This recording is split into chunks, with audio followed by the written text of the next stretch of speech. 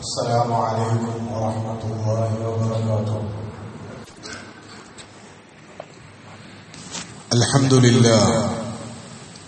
الحمد لله الواحد الأحد الفرد الصمد الذي لم يلد ولم يولد ولم يكن له كفوا أحد، غافر الذنب وقابل التوب شديد العقاب ذي الطول لا إله إلا هو إليه المصير.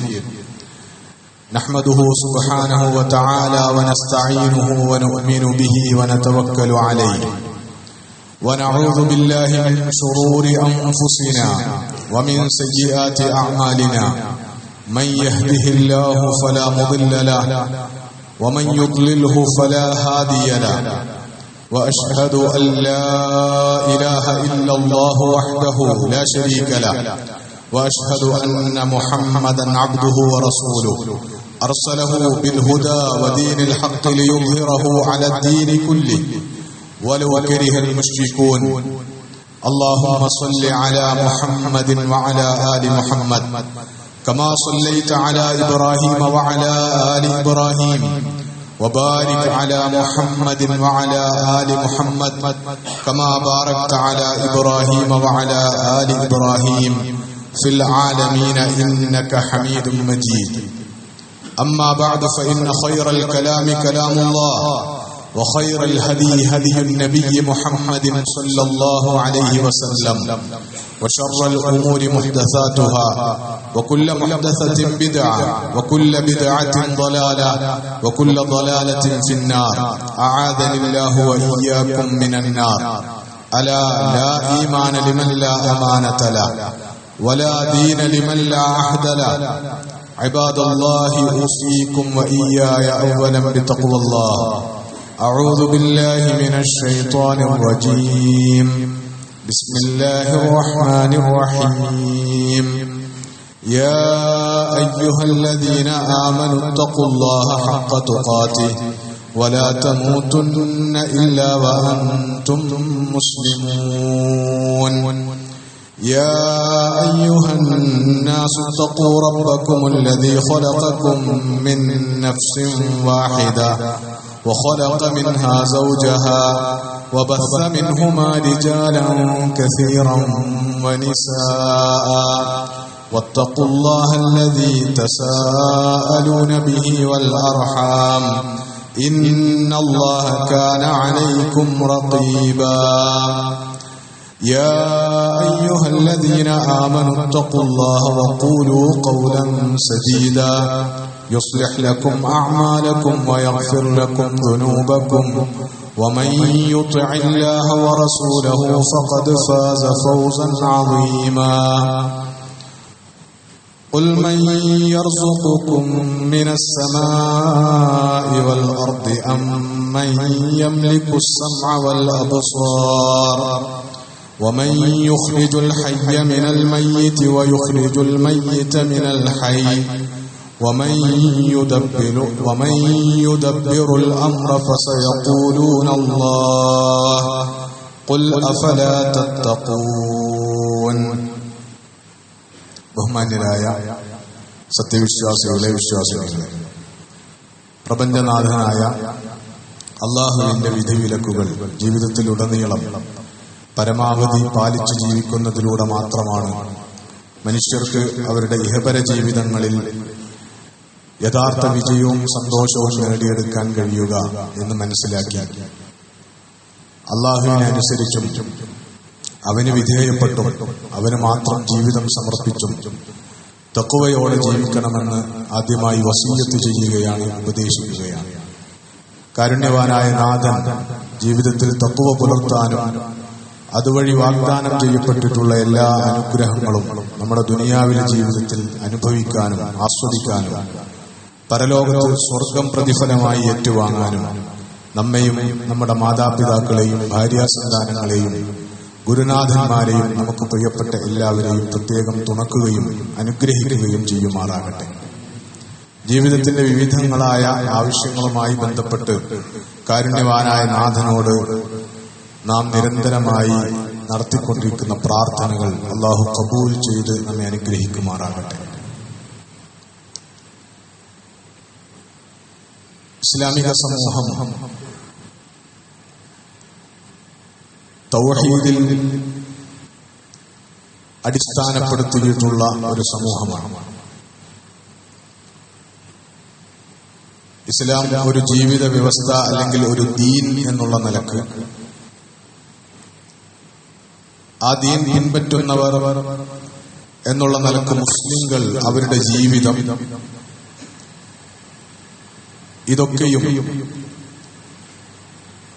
യഥാർത്ഥത്തിൽ കേന്ദ്രീകരിക്കുന്നത് ഇസ്ലാമിന്റെ അടിസ്ഥാന ആദർശ വിശ്വാസമായ തൗഹീദിലാണ്. അങ്ങനെയായിരിക്കെ തന്നെ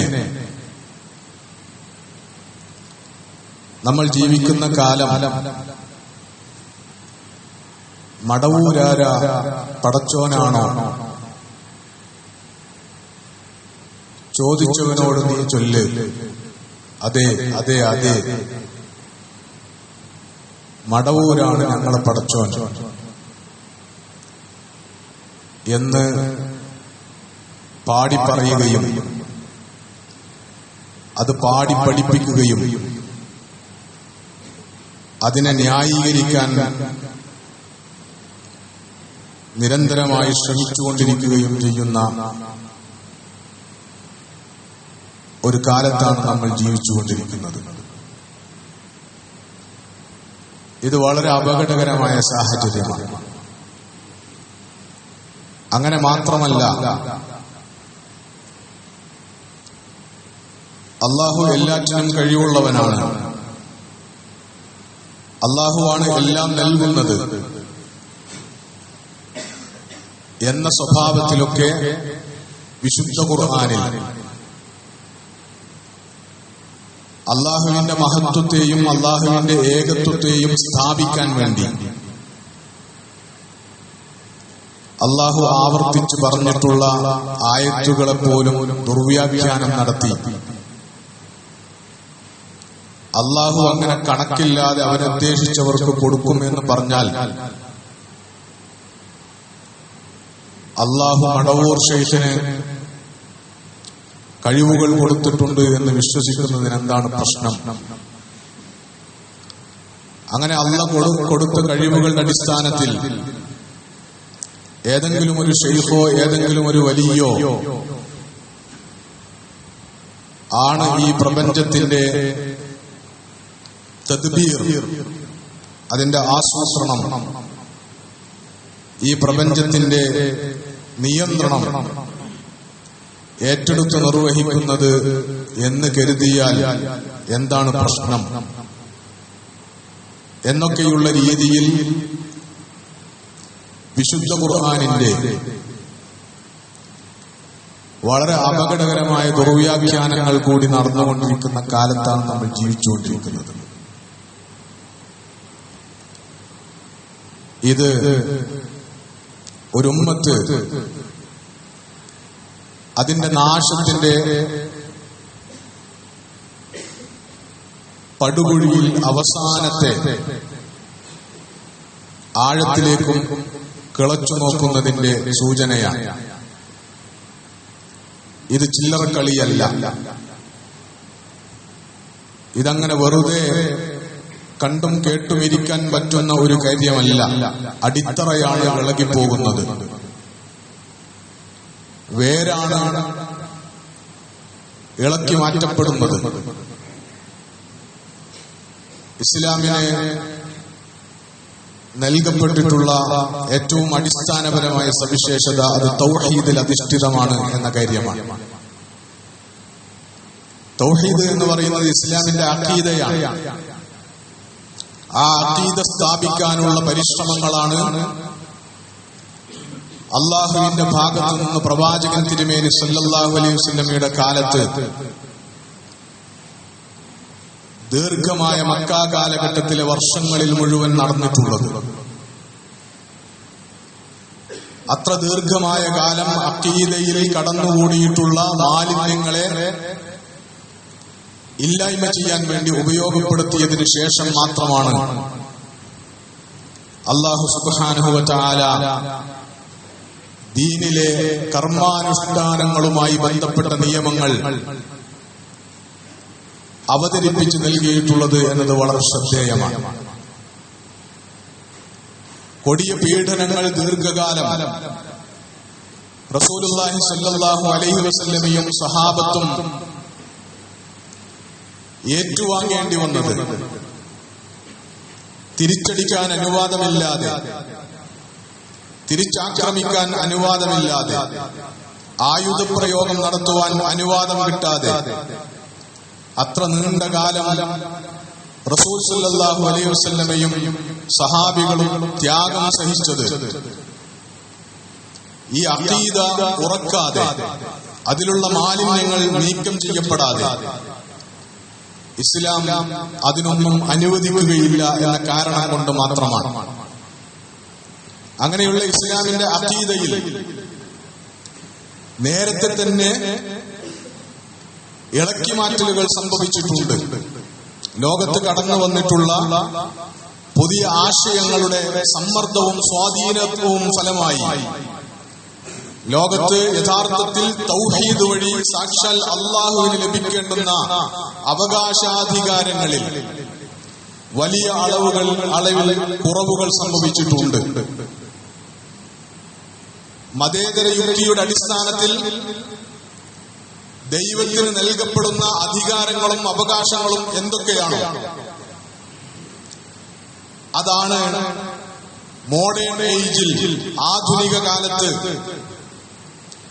മുസ്ലിം സമുദായം അള്ളാഹുവിന് വകവെച്ച് നൽകുന്നുള്ളൂ എന്നുള്ളത് നമ്മുടെ മുൻപിലുള്ള വളരെ ദാരുണമായ, തിക്തമായ ഒരു യാഥാർത്ഥ്യമാണ്.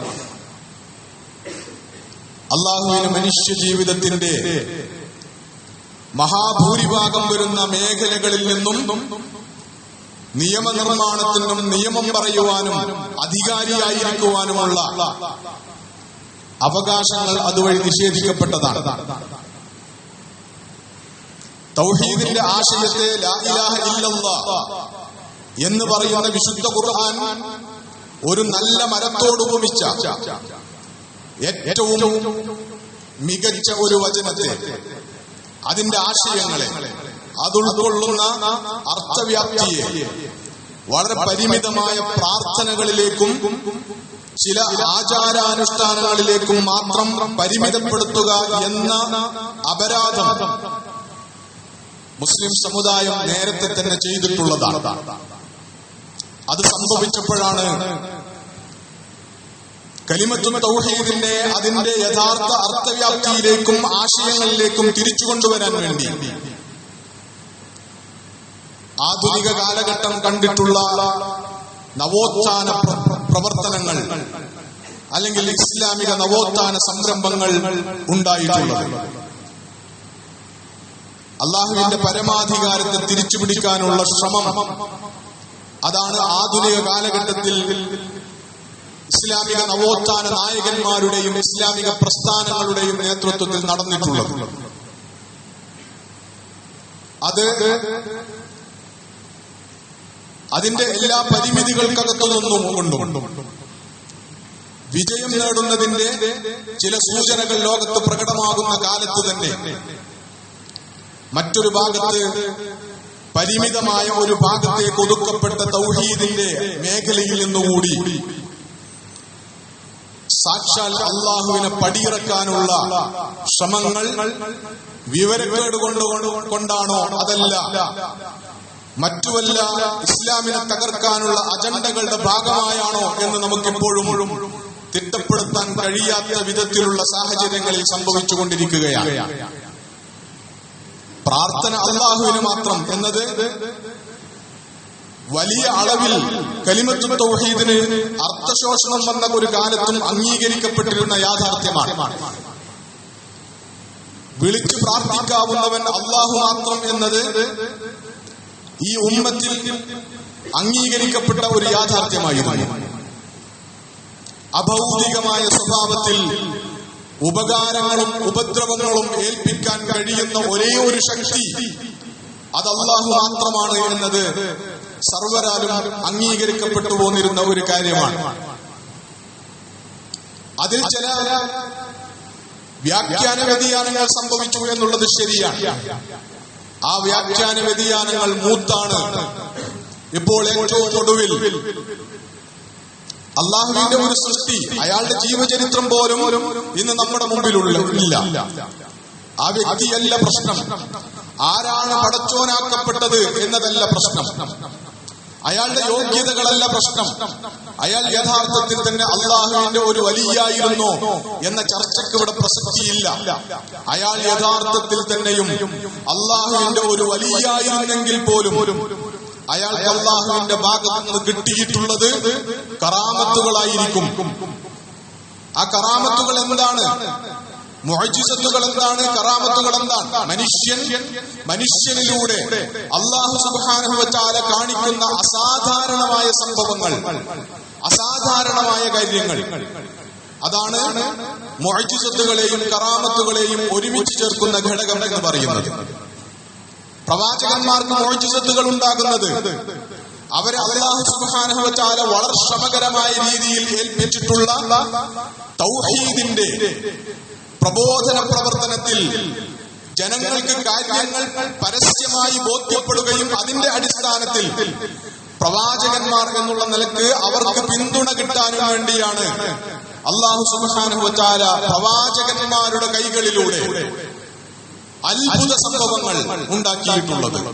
അതിനെയാണ് നമ്മൾ മുഅ്ജിസത്തുകൾ എന്ന് പറയുന്നത്. ഇസ്ലാമിക വിശ്വാസത്തിൽ പ്രവാചകന്മാരിലുള്ള വിശ്വാസത്തിന്റെ ഭാഗമായി വളരെ അനിവാര്യമായ ഒരു വിശ്വാസം തന്നെയാണത്. പ്രവാചകന്മാർക്കുണ്ടായിട്ടുള്ള മുഅ്ജിസത്തുകളുടെ ഉള്ളിലുള്ള വിശ്വാസം എന്ന് പറയുന്നത്. അവയെ യുക്തി കൊണ്ട് ചോദ്യം ചെയ്യാതിരിക്കാൻ ഉള്ള മര്യാദയുണ്ടാവുക എന്നത് പ്രധാനമാണ്. സമാനമായ സ്വഭാവത്തിൽ എന്ന് പറയുമ്പോൾ അസാധാരണമായ സംഭവങ്ങൾ, അസാധാരണമായ കഴിവുകൾ ഒരു മനുഷ്യനിൽ ഉണ്ടാവുക എന്ന പോയിന്റിൽ മുഅ്ജിസത്തിനോട് സമാനമായ ഒരു കാര്യമാണ് കറാമത്തുകൾ എന്ന് പറയുന്നത്. അത് അല്ലാഹുവിന്റെ വലിയുമകൾക്കാണുണ്ടാവുക, ഔലിയാക്കൾക്കാണുണ്ടാവുക എന്നതാണ് ഇസ്ലാമിക വിശ്വാസം. അല്ലാഹു സുബ്ഹാനഹു വ തആല അല്ലാഹുവിലേക്ക് സാമീപ്യം നേടിയ തന്റെ ഒരടിമ ഫർളുകളിലൂടെ അല്ലാഹു നിർബന്ധമാക്കിയ കർമ്മങ്ങളിലൂടെ അല്ലാഹുവിലേക്ക് സാമീപ്യം നേടിയിട്ടുള്ള അല്ലാഹുവിന്റെ ഒരടിമ അതിനു പുറമെ ഐച്ഛികമായി അല്ലാഹു നിശ്ചയിച്ചിട്ടുള്ള കാര്യങ്ങളിൽ കൂടി ശ്രദ്ധയൂന്നി അവ ധാരാളമായി നിർവഹിച്ച് അല്ലാഹുവിലേക്ക് സാമീപ്യം നേടിയെടുക്കുന്നതിനെയാണ് വിലായത്ത് അല്ലെങ്കിൽ വലിയാവുക എന്ന് പറയുന്നത്. അങ്ങനെ ആ പദവിയിലേക്ക് ഒരാൾ എത്തുന്നത്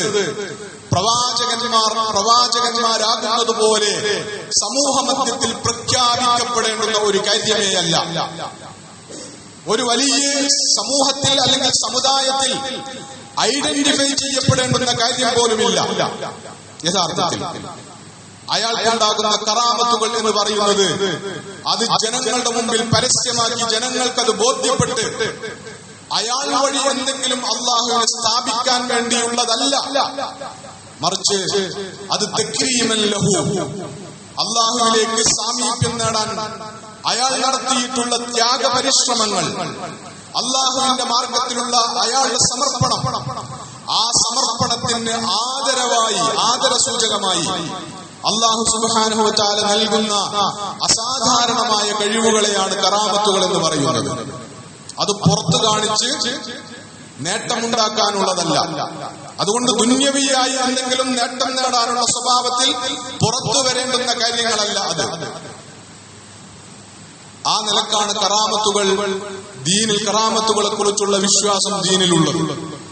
അങ്ങനെ കറാമത്തുകൾ ഒരാൾക്കുണ്ടായി എന്ന് തന്നെ കരുതപ്പെട്ടാൽ പോലും അത് ഗണ്യതമായ കാര്യമല്ല എന്നത് മറ്റൊരു കാര്യമാണ്. ഒരാളിലൂടെ പ്രവാചകത്വ പരമ്പര അവസാനിച്ചതിന് ശേഷം അസാധാരണത്വങ്ങൾ പ്രകടിപ്പിക്കുന്നവർ ഇനി നബിമാരാവുകയില്ല എന്നത് തീർച്ചയാണ്. അപ്പോൾ പിന്നെ അസാധാരണമായ കാര്യങ്ങൾ ജീവിതത്തിൽ പ്രകടിപ്പിക്കുന്നവർ പിന്നീട് അവരൊക്കെയും ഔലിയാക്കളായിരിക്കും എന്ന് വിചാരിക്കാൻ ന്യായമുണ്ടോ എന്നതാണ്. അതിന് ന്യായമില്ല എന്നതാണ് ഇസ്ലാമിന്റെ അധ്യാപനങ്ങൾ. കാരണം അസാധാരണമായ കാര്യങ്ങൾ അള്ളാഹുവിന്റെ സുഹൃത്തവാന്മാരായ അടിമകളിലൂടെ മാത്രമല്ല സംഭവിക്കുക എന്നതിന് ദീനിലെ നസ്സുകൾ സാക്ഷിയാണ്. അത് വഴികേടിലായി പോയവരുടെ കൈകളാലും ഉണ്ടാകും. അല്ലാഹു സുബ്ഹാനഹു വ തആല ഒരാളെ ളലാലത്തിന്റെ പടുകുഴിയിലേക്ക് ആഴ്ത്താൻ വേണ്ടി തീരുമാനിച്ചു കഴിഞ്ഞാൽ അയാളുടെ തന്നെ തീരുമാനത്തിന്റെ അടിസ്ഥാനത്തിൽ അയാൾ അകപ്പെട്ടുപോയ ളലാലത്തിൽ അയാൾ പുലർത്തുന്ന ഒരു സമീപനത്തിനുള്ള പ്രതിഫലം എന്നുള്ള നിലക്ക് കൂടി ഒരാളെ ളലാലത്തിന്റെ പടുകുഴികളിലേക്ക് അല്ലാഹു തള്ളിവിടാൻ തീരുമാനിച്ചു കഴിഞ്ഞാൽ അയാളിലൂടെയും അത്ഭുതങ്ങൾ സംഭവിക്കും എന്നതാണ് നസ്സുകൾ സാക്ഷ്യപ്പെടുത്തുന്ന കാര്യം. അതുകൊണ്ട് അത്ഭുത സംഭവങ്ങൾ കൊണ്ട് നമുക്കൊരു മനുഷ്യന്റെ മഹത്വം അളക്കാൻ കഴിയില്ല, അതിന്റെ ആവശ്യവുമില്ല എന്നതാണ് യാഥാർത്ഥ്യം.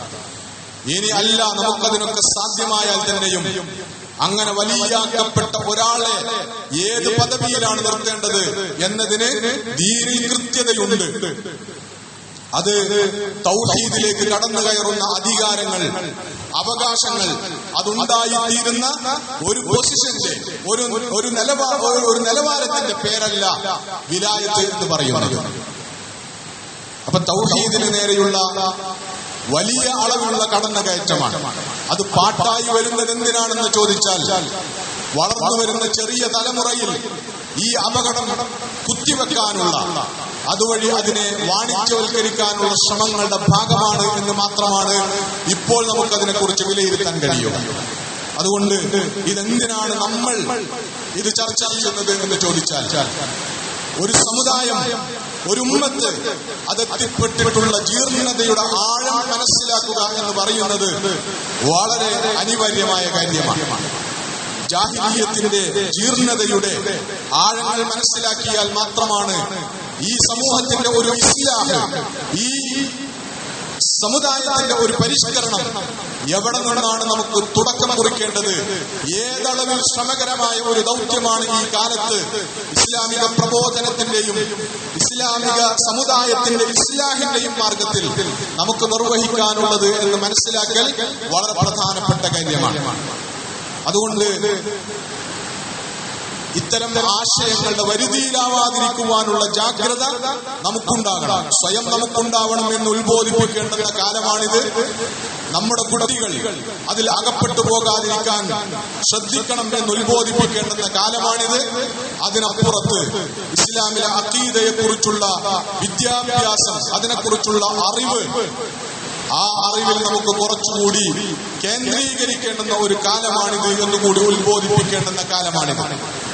കാരണം നമ്മുടെ ഇസ്ലാമിക പഠനം എന്ന് പറയുന്നത് പലപ്പോഴും ഇസ്ലാമിക സമൂഹത്തിന്റെ ഒരു ദുര്യോഗം എന്ന് പറയുന്നത്, ഇസ്ലാമിക പഠനം എന്ന് പറയുന്നത് കർമ്മശാസ്ത്ര വിഷയങ്ങളിൽ പരിമിതപ്പെടുന്നു എന്നത് പലപ്പോഴും അപകടകരമായ കാര്യമാണ്. അഖീദ ഇസ്ലാമിന്റെ വളരെ സവിശേഷമായ വിശുദ്ധ ഖുർആനിന്റെ പഠനങ്ങളിലൂടെ, തിരുസുന്നത്തിന്റെ പഠനങ്ങളിലൂടെ ഇസ്ലാമിക സമൂഹം സ്വായത്തമാക്കേണ്ടുന്ന ഇൽമുൽ അഖീദ എന്ന് പറയുന്ന മഹത്തായ ഒരു വിജ്ഞാന ശാഖയുണ്ട്. ആ വിജ്ഞാന ശാഖയുടെ അടിസ്ഥാനങ്ങൾ മനുഷ്യബുദ്ധിയല്ല, മനുഷ്യബുദ്ധിക്ക് അവിടെ ഒരു റോളുമില്ല, മറിച്ച് വളരെ കൃത്യതയുള്ള ഗണ്ഡിതമായ ഇസ്ലാമിന്റെ നസ്സുകളെ അവലംബിച്ചുകൊണ്ട് രൂപപ്പെട്ടിട്ടുള്ള ഈ പ്രപഞ്ചവുമായി ബന്ധപ്പെട്ട്, ഈ പ്രപഞ്ചത്തിന്റെ നാഥനായ അല്ലാഹുവുമായി ബന്ധപ്പെട്ട് എന്തൊക്കെ അടിസ്ഥാന യാഥാർത്ഥ്യങ്ങളിലും സത്യങ്ങളിലുമാണ് നമ്മൾ വിശ്വസിക്കേണ്ടത് എന്നതിനെ കുറിച്ചുള്ള വളരെ കൃത്യമായ കാര്യങ്ങൾ വളരെ ഗണ്ഡിതമായ സ്വഭാവത്തിൽ സ്പഷ്ടമായ രീതിയിൽ അല്ലാഹുവിന്റെ ദീനിന്റെ പ്രമാണങ്ങളിൽ അഥവാ വഹയിൽ ഖുർആനിലും തിരുസുന്നത്തിലും രേഖപ്പെടുത്തപ്പെട്ടിട്ടുണ്ട്. അതെങ്കിലും പഠിക്കാനും പഠിപ്പിക്കുവാനുമുള്ള, പ്രചരിപ്പിക്കുവാനുമുള്ള സംവിധാനങ്ങൾ, പ്രചാരണ മാധ്യമങ്ങൾ അല്ലെങ്കിൽ അതിനുള്ള പരിശ്രമങ്ങൾ ഉണ്ടാകേണ്ടുന്ന കാലത്താണ് നമ്മൾ ജീവിക്കുന്നത്. നമ്മുടെ മതവിദ്യാഭ്യാസം തന്നെ പിറകോട്ട് പോയ ഒരു ദശാസന്ധിയിലാണ് നമ്മളുള്ളത്. നമ്മുടെ കുട്ടികൾ വഴിതെറ്റുന്നതിനെ കുറിച്ചുള്ള ആശങ്കകൾ പങ്കുവെക്കുന്നതല്ലാതെ അവരെ യഥാർത്ഥത്തിലുള്ള അറിവുകൾ അവർക്ക് പകർന്നു കൊടുക്കുന്നിടത്ത് നമുക്ക് വ്യക്തിപരമായും സാമൂഹികമായുമുള്ള ബാധ്യതകളെ കുറിച്ച് പലപ്പോഴും നമ്മൾ ആലോചിക്കുന്നില്ല എന്നത് ഈ സമുദായത്തിന്റെ വലിയ ഒരു ദാരുണമായ ചിത്രമാണ്. അതുകൊണ്ട് അഖീദ പഠനങ്ങൾക്ക് പ്രാമുഖ്യം വരണം. അഖീദ പഠനങ്ങൾ നടത്തുന്നവർക്ക് തന്നെ സംഭവിക്കുന്ന അബദ്ധങ്ങളിൽ നിന്ന് നമ്മൾ ജാഗരൂകരായിരിക്കണം. ഇസ്ലാമിൽ ഇൽമുൽ അഖീദ എന്ന് പറയുന്ന വിജ്ഞാന ശാഖ വിശുദ്ധ ഖുർആനിനെയും തിരുസുന്നത്തിനെയും മാത്രം അവലംബിച്ചുകൊണ്ട് രൂപപ്പെട്ടു വന്നിട്ടുള്ള ഒരു വിജ്ഞാന ശാഖയാണ്.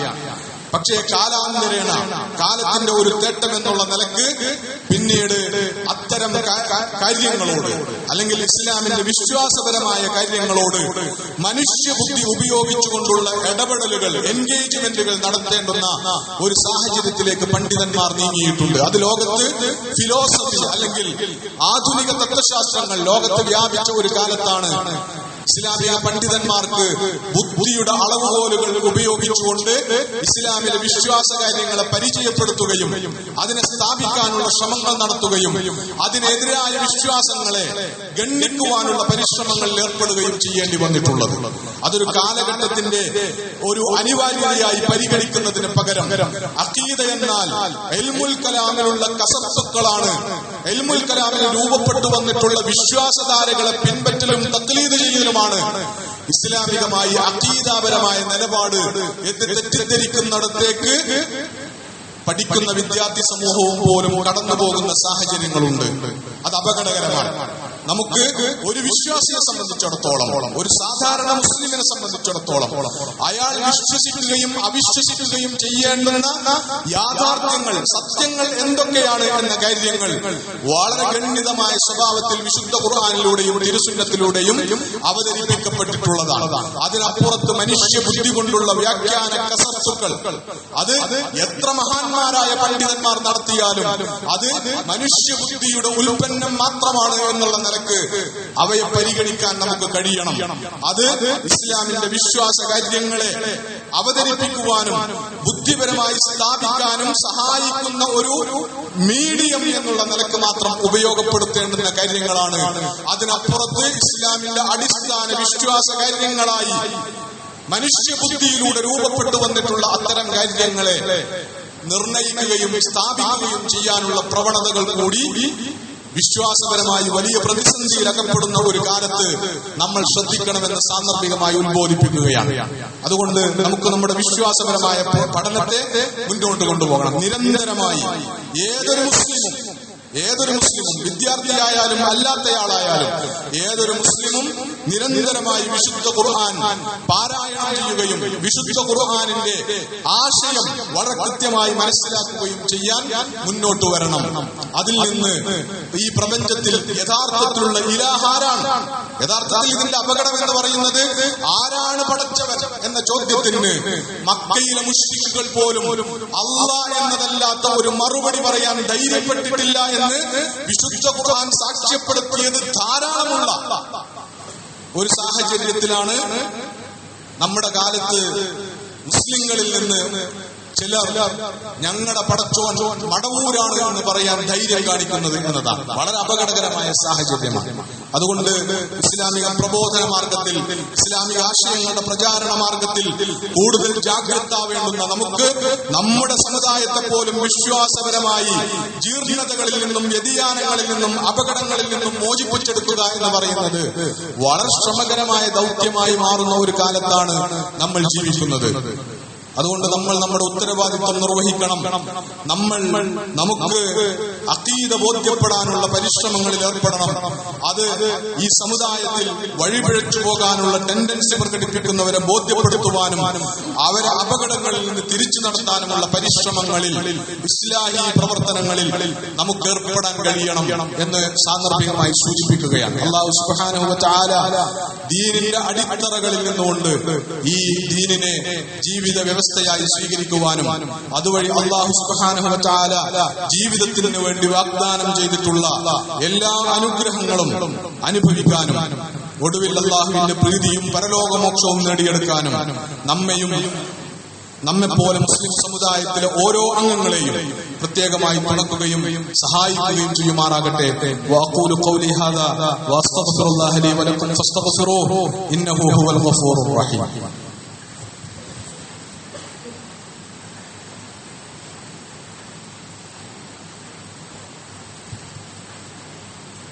الحمد لله رب العالمين والعاقبة للمتقين ولا عدوان إلا على الظالمين. اللهم صل وسلم وبارك على محمد وعلى آله وصحبه أجمعين. عباد الله، أوصيكم وإياي ثانيا بتقوى الله. يا أيها الذين آمنوا اتقوا الله ولتنظر نفس ما قدمت لغد واتقوا الله إن الله خبير بما تعملون. اللهم اغفر للمؤمنين والمؤمنات والمسلمين والمسلمات الأحياء منهم والأموات إنك مجيب الدعوات يا قاضي الحاجات. طيب ثراهم واجعل الجنة مأوانا ومأواهم. اللهم أجرنا من النار، اللهم أجرنا ووالدينا من النار. ربنا ظلمنا أنفسنا وإن لم تغفر لنا وترحمنا لنكونن من الخاسرين. ربنا اغفر لنا ولآبائنا ولأمهاتنا رب ارحمهم كما ربونا صغارا. ربنا اغفر لنا ولإخواننا الذين سبقونا بالإيمان ولا تجعل في قلوبنا غلا للذين آمنوا ربنا إنك رؤوف رحيم. ربنا هب لنا من أزواجنا وذرياتنا قرة أعين واجعلنا للمتقين إماما. اللهم أفرغ علينا صبرا وثبت أقدامنا وانصرنا على القوم الكافرين. اللهم انصر الإسلام والمسلمين في كل مكان في العالم يا رب العالمين. اللهم انصر إخواننا المجاهدين في غزة. اللهم انصر إخواننا المظلومين المستضعفين في فلسطين. اللهم انصرهم نصرا عزيزا وافتح لهم فتحا مبينا. ربنا آتنا في الدنيا حسنة وفي الآخرة حسنة وقنا عذاب النار. ربنا توفنا مسلمين وألحقنا بالصالحين. ربنا تقبل منا إنك أنت السميع العليم وتب علينا إنك أنت التواب الرحيم. فاغفر لنا يا غافر المذنبين وارحمنا بأنواع رحمتك يا أرحم الراحمين. وصلى الله تعالى وسلم على خير خلقه سيدنا محمد وعلى آله وصحبه أجمعين.